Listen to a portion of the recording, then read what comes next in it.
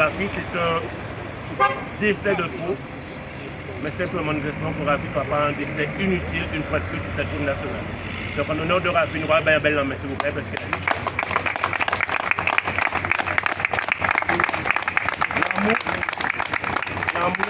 Alors notre démarche aujourd'hui, c'est bien entendu de rendre un hommage à la personne décédée, M. Tankon Ralph, et simultanément faire appel aux collectivités pour leur dire nous sommes dans une démarche de partage, nous sommes sur une zone urbanisée, ce qui veut dire que la RN4 traverse ce que j'appelais un écosystème de vie quotidienne, où il y a des commerçants, des habitants, des élèves, bref, il y a une véritable vie. Et sur cette base-là,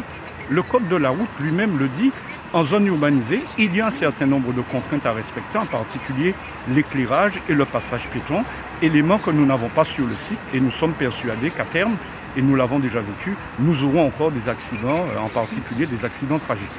Ce qu'on demande tout d'abord, en premier lieu, c'est de pouvoir participer à des groupes de travail avec Route de Guadeloupe et les collectivités, les instances qui sont en charge de cette route, de façon à pouvoir discuter et trouver des solutions techniques et viables pour tous. Étant un passage sécurisé pour les piétons, ce qui a déjà été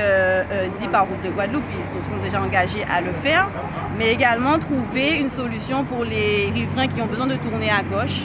peut-être un rond-point, peut-être des voies de stockage, on ne sait pas, on n'est pas ingénieur de la route, mais on a des solutions. Après, à eux de nous dire ce qui est possible et ce qui ne l'est pas et trouver les solutions qui soient OK pour tout le monde.